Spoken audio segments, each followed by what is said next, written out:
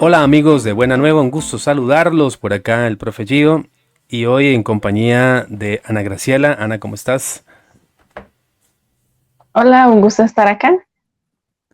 Y también desde Cartago tenemos a nuestro querido amigo y hermano Isaac González, salesiano cooperador y también formador del aspirantado, de los aspirantes a salesianos cooperadores, o sea, es mi formador. Es decir, hoy estoy con mis dos formadores. ¿Cómo estás, Isaac? Hola, hola, ¿cómo estás, profe G? Hola, Anita, qué gusto compartir con ustedes y bueno, gracias por la invitación a este bellísimo proceso que están haciendo para formación en Biblia, que la verdad es que me encanta. Muchísimas gracias, Isaac. Y bueno, nosotros también contentísimos de tenerte por acá. Y hoy vamos a tener el tema titulado La entrada a la tierra de promisión. Quédese acá con nosotros, ya sabe, suscríbase, dele like, comente, que mucha gente lo necesita. Continúa viendo Buena Nueva.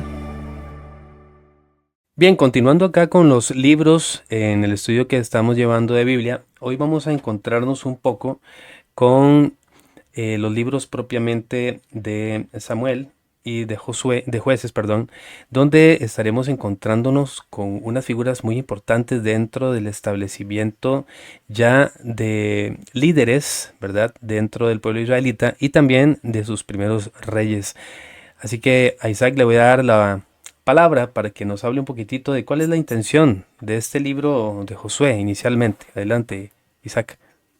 Bueno, es importante, interesante entender todo el proceso que que el pueblo de Israel ha venido llevando. O sea, obviamente entrar a a esta etapa o a este momento justamente es el culmen o el colofón, digamos, de algo que ha sido previo y que ha sido muy interesante. Ya, bueno, lo hemos visto en capítulos anteriores, el tema de lo que es, bueno, lo que es parte del Pentateuco hasta llegar al Éxodo y Levítico y el mismo Deuteronomio, donde el pueblo de Israel va haciendo ese peregrinaje y esa, pues, justamente camino saliendo de la esclavitud de Egipto hasta, pues, obviamente la tierra, como decía, la tierra de promisión, la tierra prometida sea un proceso de 40 años, que recordemos que bíblicamente significa un proceso de transformación, de cambio, y bueno, pues ya preparados después de todo este proceso que vivieron, luchas internas, encuentros con el Señor, venturas y desventuras, ok, viene este inicio que es justamente ya alcanzar el culmen de aquella promesa que Dios les había hecho y de la cual les había venido preparando, lo cual es importantísimo. Entonces, ok, incluso un detalle adicional, recordemos que a lo largo de todo ese peregrinaje, el líder era Moisés. Moisés era el que iba pues guiando y se convertía en en la voz de Dios y ya Moisés pues deja esa estafeta en manos de aquel que le fue un gran colaborador y se va a encargar de guiar pues propiamente al pueblo de Israel a este nuevo proceso que es conquistar, que es tal vez el elemento fundamental de todo este texto, ¿verdad? O sea, la promesa de Dios está para aquellos quienes están dispuestos, pues justamente a alcanzar y poder tomar aquello que Dios le ofrece. De hecho, es muy interesante y muy bonito cómo en los primeros compases de estos mismos textos, pues se da esa famosa frase de, bueno, ¿a quién quieren seguir? Yo y mi casa seguiré al Señor, dice justamente Josué, y en función de eso es donde podemos ver en este personaje una mentalidad y un sentido muy propio del pueblo de Israel, que es el descubrir aquella promesa y sobre todo el entender que justamente no iba a ser sencillo, no iba a ser algo que iba a estar algo completamente allanado, pero sí en las fuerzas de Dios. Entonces, ese es ese elemento que principalmente estos dos libros nos muestran, Josué y Jueces, quienes pues de diversas maneras nos van presentando un mismo elemento de historia, pero siempre recordando esa promesa de Dios que sigue latente y sobre todo el esfuerzo humano o la disposición humana de poder alcanzar. Sobre estos libros que aparecen en la Biblia, que vos mencionas, tienen una forma, una narración que de pronto para nosotros como cristianos, como católicos, nos puede sonar un poco chocante, porque de una u otra forma lo leemos a la manera de entenderlo hoy, sabiendo que no es historia como la que podemos contar, sino que es una historia de salvación. Sin embargo, tiene un idioma un poco fuerte, ¿verdad? ¿Qué podemos decir de las matanzas que hicieron los hebreos y que aparecen redactados acá en los libros propiamente que estamos hoy describiendo. Es interesante y sobre todo tenemos que entender ya el mismo pues documento Dei Verbum del Concilio Vaticano II sobre la revelación y demás, nos hablaba de la importancia de reconocer los géneros literarios y no solamente eso, sino los contextos históricos. Claramente, como no somos capaces o no podemos ser capaces nosotros de juzgar tal vez ciertos elementos que anteriormente eran visibles y estamos hablando de hace pocos años. O sea, y pongo un ejemplo ahí tal vez un poco pues trivial, por decirlo de alguna manera, de háblele usted y nosotros tres, si sabemos de lo que estamos hablando, háblele a un joven sobre un cassette o cómo rebobinar un cassette con un lapicero, ¿verdad? Y quizás son cosas que evidentemente para ellos son completamente incomprensibles. De hecho, casi que no podemos hablar ni de lo que es un CD, porque ya todo es descargable, ya todo es ok. Hay barreras o contextos históricos que es importante que para poder apreciar la historia, pues evidentemente es claro que hay que tenerlos en consideración. Evidentemente, como si hay barreras generacionales o cosas que hay que ir adaptando para poder entenderlas en un elemento de tan poco tiempo, imagínense lo que puede responder referirse a más de prácticamente 2000 años, 3000 años de historia, ¿verdad? Con las limitaciones, con las diversas, pues, llamarlo, barreras tecnológicas, científicas y también el aspecto cultural. Entonces aquí es donde entra esta famosa parte, de hecho, esas matanzas o esas, pues, ¿cómo llamarlo? Elementos militares se llamaban o se conocían como la famosa ley del anatema. Ya eso se nos había, pues, introducido bíblicamente en el contexto propiamente del libro del Deuteronomio. ¿Y cómo entender esto? Bueno, seamos claros de que evidentemente el pueblo de Israel va a una tierra, que si bien es cierto, Dios se la había prometido y estaba pues justamente ya en parte de su expresión religiosa, claramente la tierra estaba ocupada. O sea, no estamos hablando de que no era que la tierra en ese aspecto pues no tenía ocupación. Y por consecuente, pues claramente se pone de manifiesto o se pone de relieve que hay que conquistarla, como decíamos en las primeras reflexiones que hacíamos del texto. Entonces, entender eso es entender primero la cultura que es esta. Era imposible pensar en una conquista sin necesidad de la guerra, como incluso a veces en ciertos momentos, pues podemos históricos actuales tener que depender de una violencia, entre comillas la frase que es importante entender, una violencia justificable. En ejemplo, y les consulto a ambos, si digamos, si una persona entra a sus casas con el fin de hacer daño a su familia, ¿cómo reaccionarían? Eso se llama una Sí, violencia justificable. sí, muy pacíficamente no creo, ¿verdad? Sí, como, no, disculpe, señor don ladrón, no nos haga daño, por favor.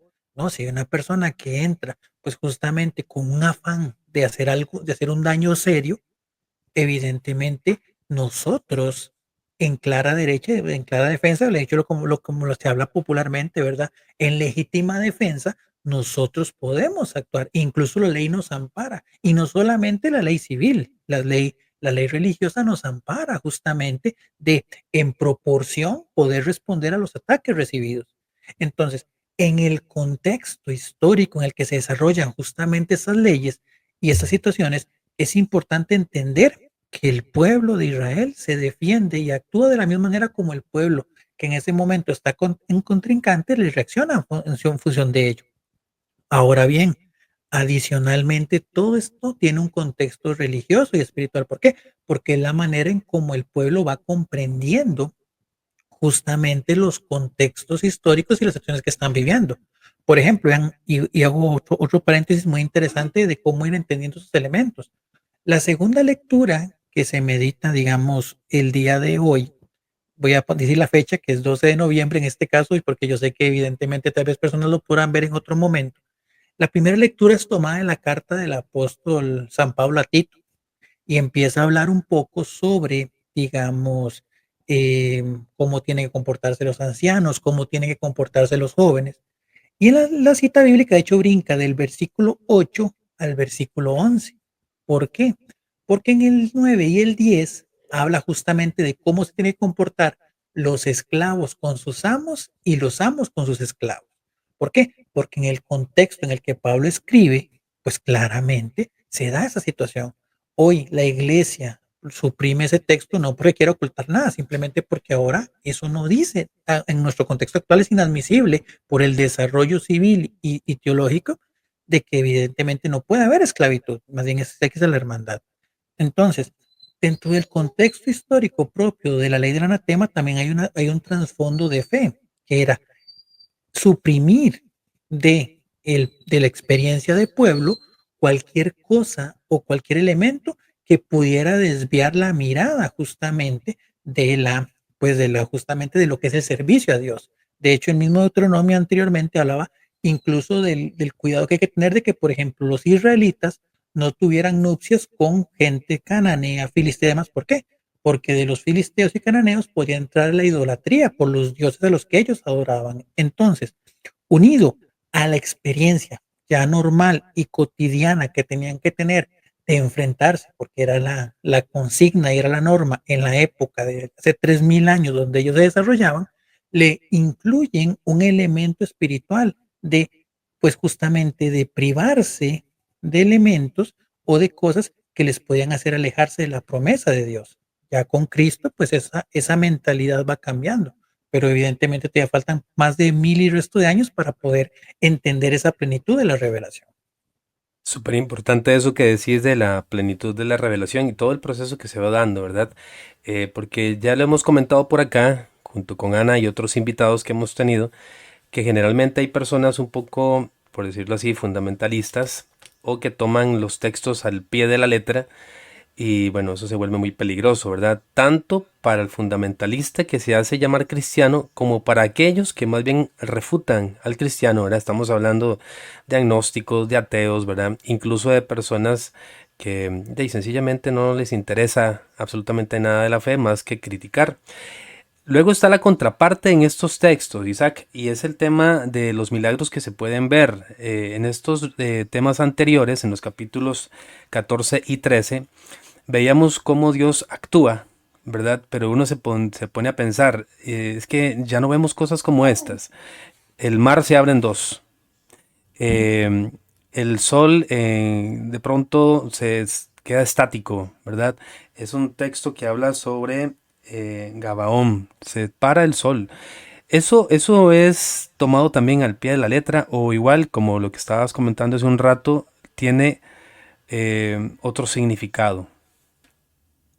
Tenemos que recordar nuevamente esto, igual, o sea, cuando nos acercamos a la escritura, recordar que la palabra de Dios, que la Biblia es historia de salvación, que que no pues justamente se limita o se restringe a elementos o que está una persona ahí, un cronista detrás queriendo pues justamente tomar un control o un elemento textual de que a tal hora ocurrió esto y en tal momento y en ese momento Josué andaba con una túnica de color amarillo y los demás, o sea, ese no es el fin último de la palabra. Evidentemente es entender que justamente el Señor actúa en medio de, y al final las situaciones se dan, o sea, el proceso es exitoso y el hombre de fe se da cuenta que justamente el Señor actúa en medio de ellos.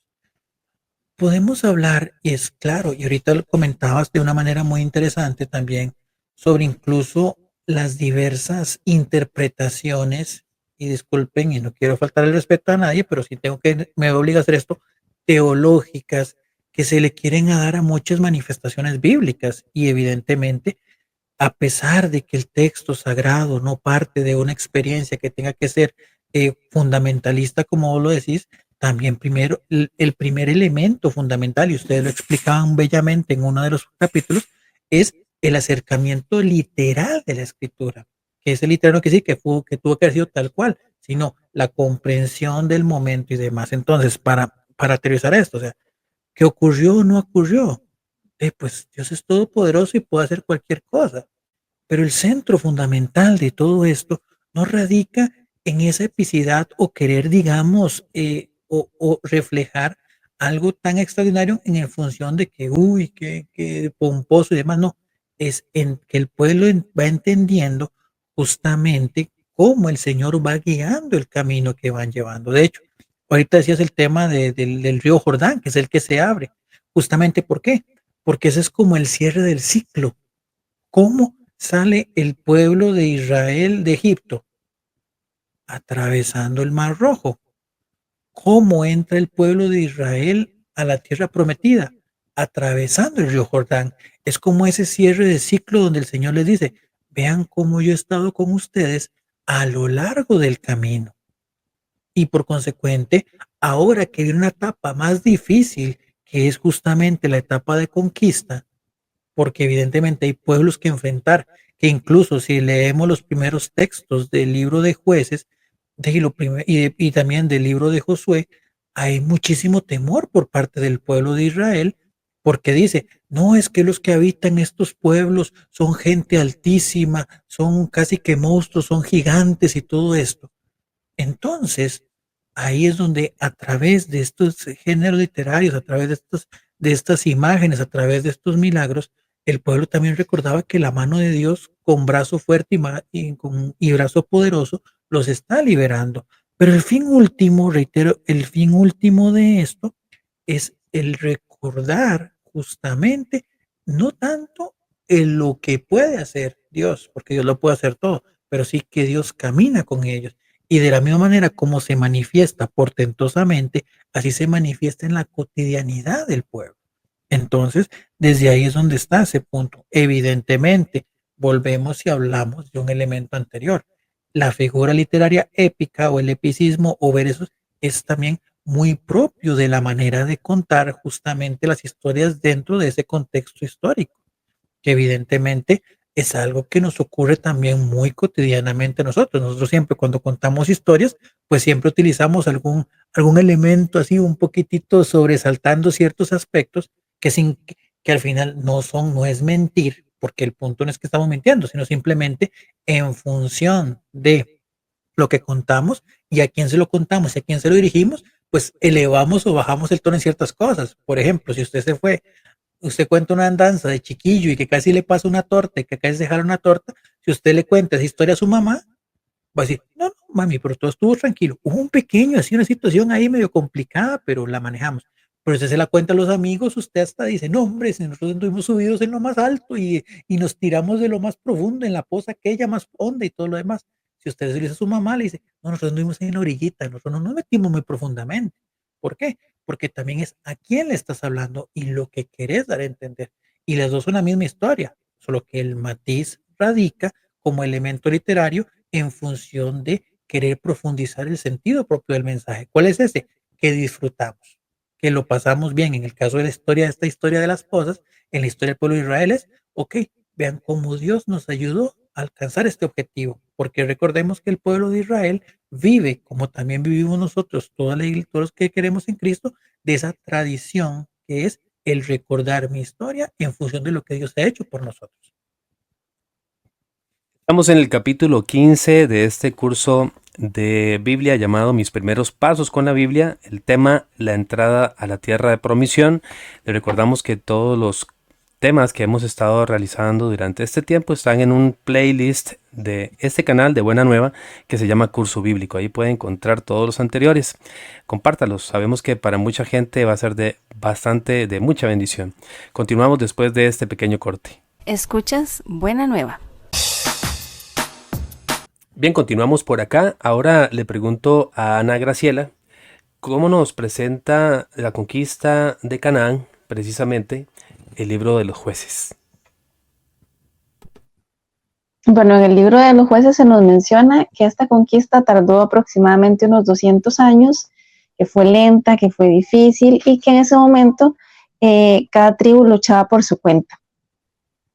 Además, se nos cuenta que cuando ya ellos se asentaron en Canaán, los hebreos tuvieron que luchar con pueblos enemigos, por ejemplo, con los cananeos, con los filisteos y con los madianitas. Todos ellos lo que querían era repartirse la tierra de Palestina.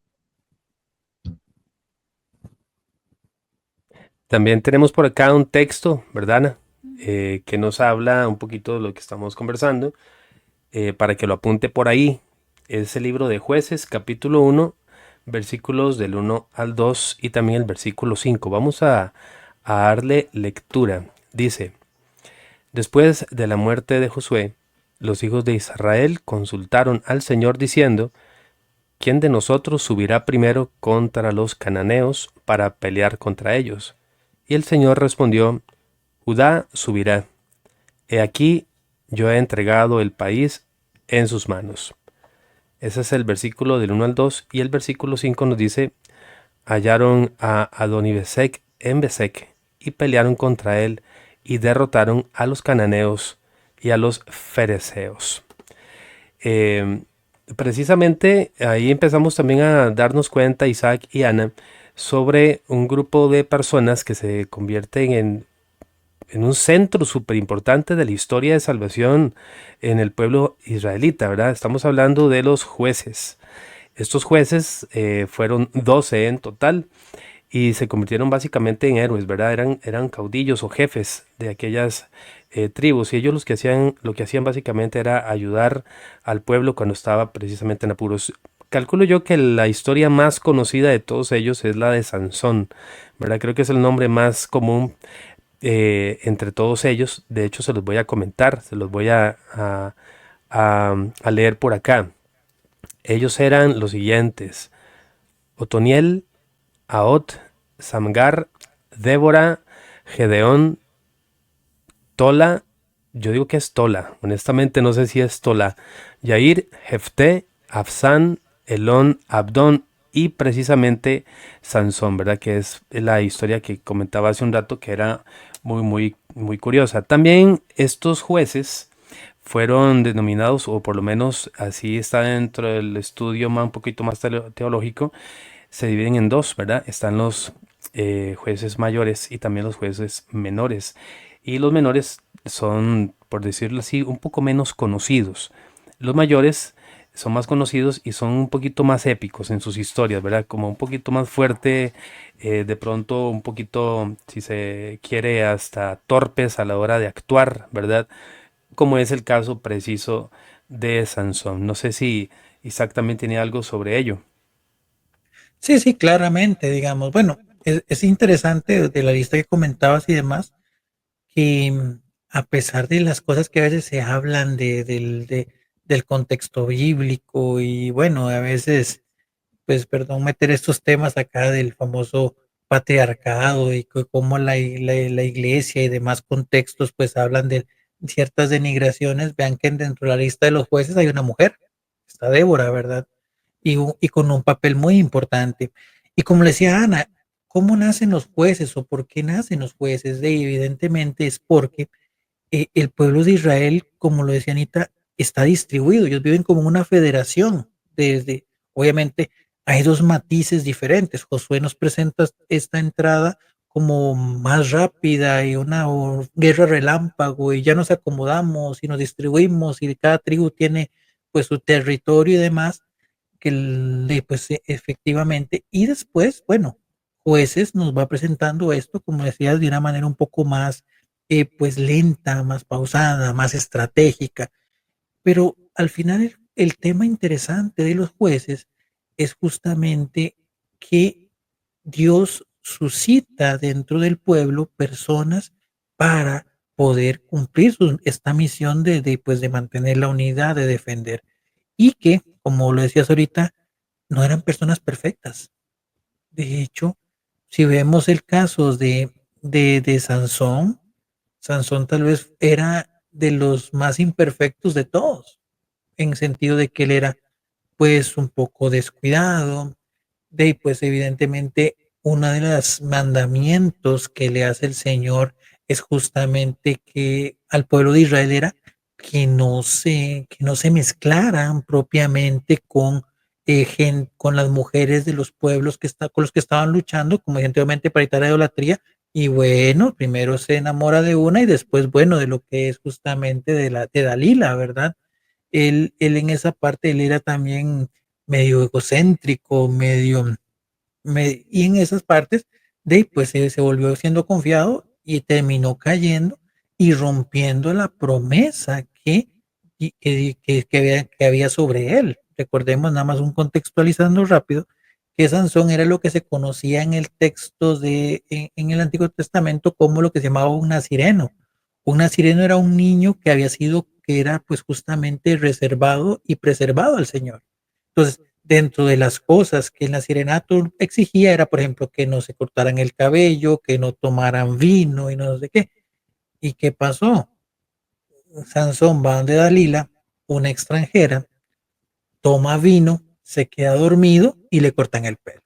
Entonces, al final vean que los jueces, representando, por ejemplo, a Sansón, eran sumamente falibles, pero a pesar de sus equivocaciones, siguen siendo tomados en cuenta por Dios para cumplir su misión al final. Sansón termina cumpliendo con su misión. De hecho, y volviendo a la explicación que teníamos anteriormente de lo que era el tema de las matanzas y demás, dice sobre la historia de Sansón que en el momento en el que él bota el templo, cuando se estaban burlando de él, él mató más filisteos en ese momento que todos los que había matado en vida. ¿Por qué? Porque al final, reitero, el recurso propio del tiempo, pues igual nos invita a que Dios cumple sus promesas y que cuando uno se somete a la voluntad de Dios, Dios nos invita a hacer más de lo que ya tenía, de lo que ya teníamos.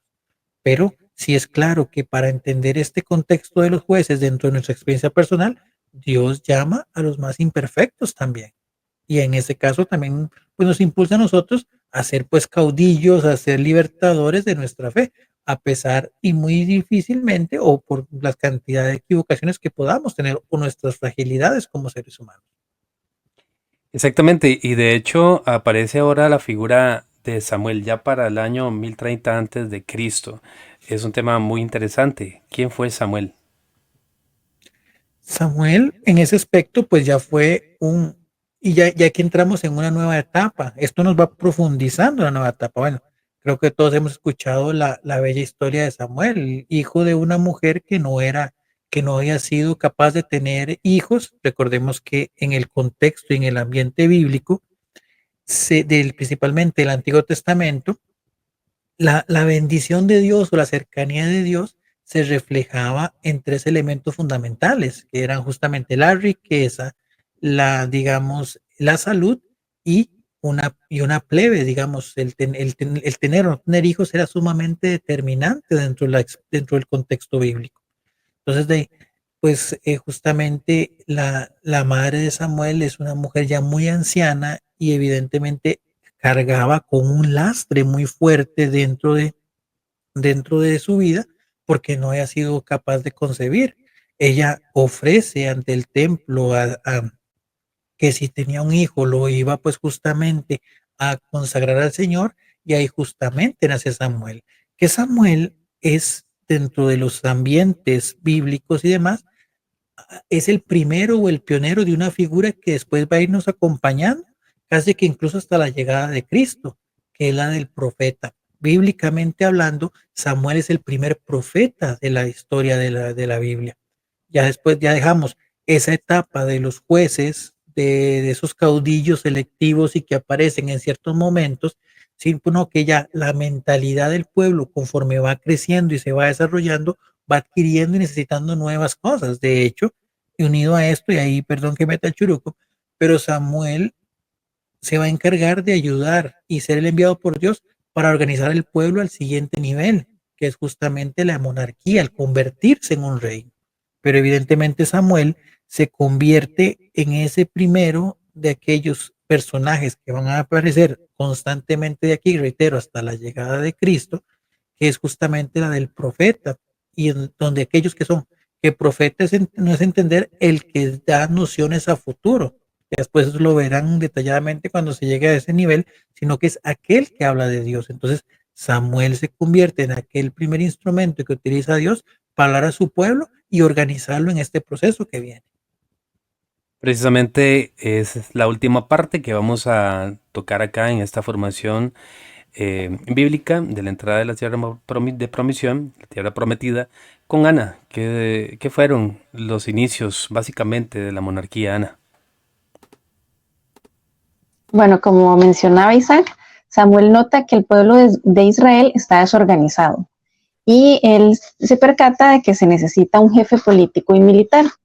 Entonces es ahí donde resalta la figura del rey. Eligen a Saúl, quien inicialmente hace las cosas bien, pero después empieza a caer en excesos de derechos. Y entonces es cuando aparece la figura de David, quien viene a sustituir a Saúl. Y así pasamos de los jueces a los reyes. Bien, así básicamente, ¿verdad? Es como pasamos de los jueces a los reyes. Eh, Ahora que estaba comentando Isaac sobre Sansón, se me vino a la mente la película de Sansón y Dalila, ¿verdad? Eso es mucho más fácil es ver la película, pero más efectivo es leer el libro de jueces. Entonces, todos invitadísimos, ¿verdad? Ana, yo, el mismo Isaac, por supuesto, darle siempre una repasada, leer el libro y a todos los que nos están escuchando, porque eso se trata, no solo quedarse acá con los 30 minutos que tengamos de formación, sino acercarnos verdaderamente y comprender y aprender un poquito más cada día con los datos que vamos dando por acá de manera básica, ¿verdad? Bien, vamos a ir finalizando el tema, también haciendo quizás una reflexión final. Cuando uno se pone a pensar en todas esas luchas que tuvo el pueblo de Israel desde que llegaron a la tierra prometida, o sea que no fue fácil, ¿verdad? Siempre tuvieron que luchar contra alguien o contra algo o contra algunos y se dieron cuenta y siempre se supieron fortalecidos y defendidos por ese Dios que va delante de ellos. Siempre fue así, de una u otra forma. Y en medio de una época en que todavía ellos, sea como pueblo, no tenían muy claro sobre quién era el Dios, el único Dios todavía, ¿verdad? Porque como vimos, todavía se filtraba un poquito la idolatría con los cananeos y, y bueno, contra ellos lucharon. A pesar de todo eso, siempre estuvieron luchando. Nosotros hoy, Isaac y Ana, también tenemos que luchar constantemente, no contra las idolatrías como en esa época, pero sí contra otro tipo de cosas, ¿verdad? Que tenemos que luchar constantemente. Yo creo que la confianza en Dios es lo que nos deja también como enseñanza acá. ¿Qué opinan ustedes? Sí, sí, claramente, Giori. Tenemos que entender que la Biblia es proyección de nuestra vida de fe y evidentemente nosotros tenemos que vernos incluidos en ella. Nosotros también vamos camino a nuestra tierra prometida. Lo que pasa es que nuestra tierra prometida no es un terreno físico en esta experiencia humana, sino que y más bien es esa trascendencia a la vida eterna que en Cristo hemos recibido. Ese es nuestro Canaán y ese es el camino que estamos desarrollando. Pero de la misma manera de como el pueblo de Israel le tocó, pues justamente entendiendo de que la tierra prometida era de ellos por herencia divina, Dios se las había heredado, pero evidentemente siempre habrá aquel que quiere usurpar aquello que Dios nos ha prometido. Lo mismo nos pasa espiritualmente hablando. Nosotros por la entrega amorosa de Cristo, Él nos abre las puertas del cielo para nosotros no llegar como criaturas, sino como hijos. Esa es la riqueza de nuestra fe. Pero el maligno va a querer igual tomar posesión de aquello que Dios le ha dado, que Dios nos ha dado, que es vida eterna. Entonces nos toca luchar. Ya San Pablo lo decía, no es contra carne ni sangre, sino ya es una lucha más espiritual que se puede ver reflejado en elementos muy naturales, claramente, pero es desde el interior, es de esa lucha constante. Entonces, evidentemente, nosotros también, como el pueblo de Israel, estamos luchando constantemente por conquistar nuestra tierra prometida, por conquistar nuestra llegada al cielo.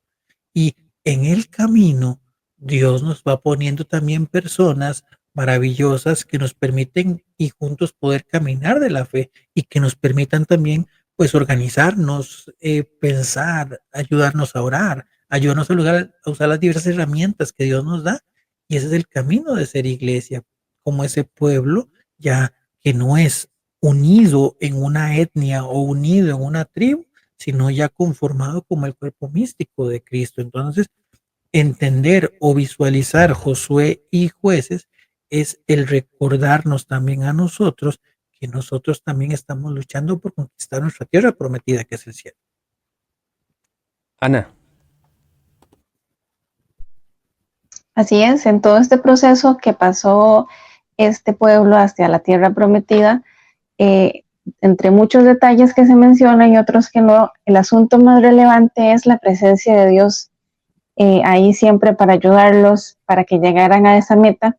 Y de la misma forma en nuestro proceso hacia una vida mejor, en nuestro proceso hacia la santidad, hacia nuestra llegada al cielo, está también la figura de Dios, su presencia amorosa, guiándonos, haciéndose presente de muchas formas eh, para poder llegar a esa meta que también tenemos nosotros. Me encanta pensar en el hecho de los jueces, digamos, entre comillas, los jueces de hoy, ¿verdad? Esos que nos ayudan. Y Isaac comentaba atinadamente, ¿verdad? Tantas personas que se pueden convertir en esos caudillos, ¿verdad? Yo me pongo a pensar ahorita, uy, en un montón de personas que han pasado por mi vida desde que estaba niño. Yo a Ana le he comentado por acá de un señor, por ejemplo, y me doy la libertad ahorita de comentarlo, de un señor que se llamaba, porque ya murió, Marvin. Y don Marvin era un señor muy rojo. Me acuerdo que él era sumamente rojo, la piel de él. Pero ¿sabe cuál era su misión? Andaba por las casas haciendo rosarios. Y la gente lo reconocía como tal. Luego más adelante don Juan, doña Lidia, que era su esposa, y hacían grupos de oración, ¿verdad? Y posteriormente incluso los grupos en los que pertenecimos salesianos, ¿verdad? Por ejemplo, Ana que estuvo en Eje, y que yo que estuve en Escoge, bueno, Isaac que estuvo en Escoge también, ¿verdad? Y en algunos otros movimientos donde encontramos siempre personas que se convierten en esas ayudas especiales que Dios permite. No somos perfectos y no vas a encontrar personas perfectas, pero sí tratando de ir caminando por ese rumbo, ¿verdad? Para encontrarnos todos al final en la tierra prometida, como bien dijo Isaac, esa Jerusalén celestial. Vamos a finalizar con la oración. Vamos a pedirle a nuestro invitado, Isaac, que nos haga la oración final para cerrar el tema. Bueno, entonces nos ponemos en la presencia del Señor. Bueno, creo que la hemos estado, pero de manera orante en el nombre del Padre, del Hijo y del Espíritu Santo. Amén. Señor, Dios Padre de misericordia, que nos has dado y nos has revelado a través de tu palabra el mensaje de amor que tienes para cada uno de nosotros, que ha sido tu decisión, producto de ese corazón que ama tanto, que podamos alcanzar la salvación y llegar a la plenitud de tu gracia. Gracias, Señor, porque nos has dejado tu palabra de manera escrita a través de la Sagrada Escritura y a través de la tradición de tu iglesia para poder descubrir qué tienes para nosotros y el principal camino para encontrarnos contigo en el cielo.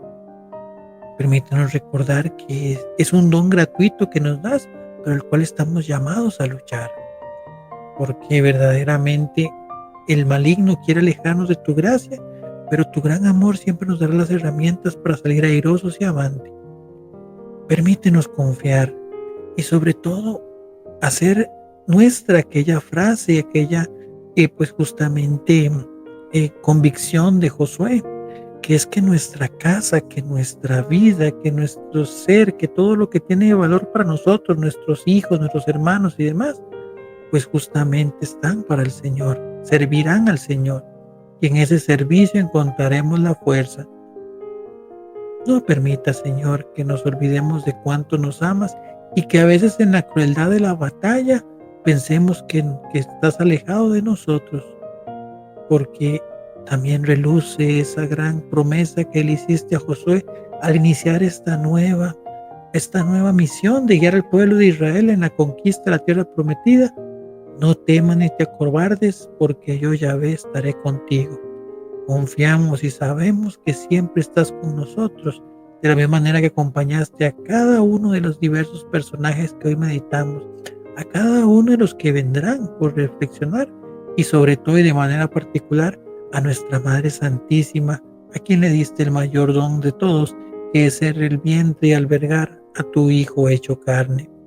Virgencita María, intercede por nosotros, intercede por este canal, por todo el bien que hace, por todos los proyectos que tiene en mente, para que verdaderamente sean de evangelización y para que más gente te conozca. Todo eso te lo pedimos a ti, Señor, por tu gran poder, en comunión contigo, Jesucristo, y en la unidad del Espíritu Santo, todo honor y toda gloria por los siglos de los siglos. Amén. Amén. Amén. Bien, antes de despedirnos, invitadísimos para el próximo capítulo, el capítulo 16, donde estaremos estudiando, dando un vistazo a este título, óigalo. El pueblo le pidió a Dios un rey. Vamos a hablar sobre ello, así que recuerde siempre estar atento ahí al momento en que sale la publicación, ¿verdad? Y que la pueda compartir. Isaac, muchas gracias por haber estado con nosotros. No, hombre, muchas gracias a ustedes por la invitación. Espero haya sido de edificación, porque, bueno, para mí lo fue, y poder pues seguir caminando en este proceso de descubrimiento de todas las maravillas que nos deja el Señor en su palabra. Muchísimas gracias, Ana Graciela. Muchísimas gracias, Isaac. Siempre aprendemos un montón. Y gracias a ustedes por tomarse el tiempo de aprender video a video en estos capítulos sobre mis primeros pasos con la Biblia. Que pase muy bien. Chao, amigos. Chao, chao. Hasta luego.